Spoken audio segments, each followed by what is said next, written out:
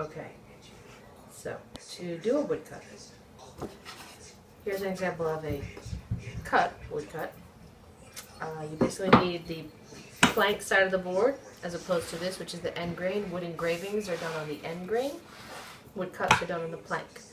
So to get a board ready, I first draw on it with pencil, and then after the pencil lines, I go over it in Sharpie. And I also treat the whole board with something called sanding sealer, which helps to secure the grain so it doesn't snag. I carve on poplar, which is soft but not too soft, like pine. You don't want to carve on pine. So I carve on poplar with my tools. And normally this would be all drawn out in Sharpie, but I'm just going to show you now how I would start. Even so, the rest of this would be fully drawn out in Sharpie. And that's because when you start to carve and you start to wear the image off, you'll wear off your own drawing while you're carving. Can you hold up the block and show us what you were carving? A bluefish. A bluefish. So this is actually the second bluefish in a series. I did the first one a long time ago, and I sold out the series. And so now, ethically, woodcut-wise, you go up to your top number, and then you kill the block, which means you strike through it, and you can't use it again. And so now, in order to be able to keep printing bluefish, because I love them, I have to carve a new one. All right. So, these are my tools, and I buy them, not very often, because they are expensive. These are my tools that I got in college. This is what's remaining of that set. It's actually a good set. It's not that expensive. You can get it from Woodcraft Supply. There's 5 in a set. And I got these in 1989. There's another one from that set. And they're a good little set. The good kind that I do use is Swiss made. And these are very expensive. These are 2 new ones that I treated myself to this year. They're very exciting. But they're expensive, but they're great tools. And that is what I use. This is the mallet. And typically you're supposed to keep it in a bag, a Ziploc bag with a little sponge that's damp, because otherwise you get this, which is not good. But as you can see, I didn't do that. So, in order to get started, let's see, in order to get started, if I was working with something smaller, I would use this, which is a brace, which I made just with some wood scraps.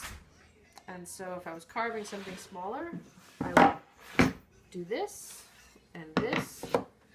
and work that way. So as if I was carving this, that way you're going away from yourself. You always want to be going away, otherwise... Get mixed. Yeah, actually, well, the exact tool that did this is somewhere in here, but I do have a permanent reminder of not carving into yourself. So that's what I would use for a smaller one. Flip it around. You always want to be carving away from yourself. And typically when you do your drawing, you want to be position yourself in a way that you're going with the grain of the wood.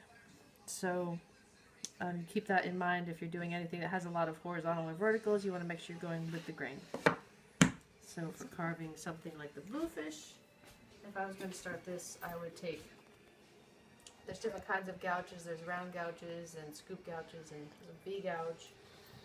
And I would go along the line, going with the grain. So you always want to edge out, kind of outline what you're doing and pull up before you go too far. So in this case I want to go the other direction so I don't go too far. Everybody holds their tools differently, I've noticed.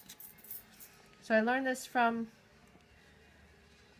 a professor named Elliot Offner, again back in 1989. I've been doing it ever since because it's fun for me. So in this case I'm not going particularly with the grain, so it's getting a little tough, so I can tap it out.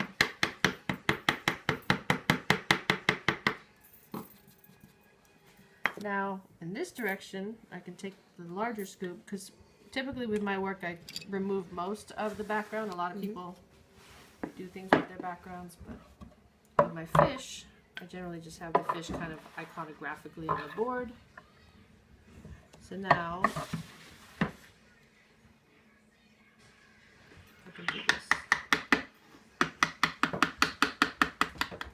So for something like this, where I'm trying to get into a scale, I would take this, which is a liner, and I'd go around the perimeter of it. And what that does is it ensures that I'm not going to scrape past the line that I've drawn.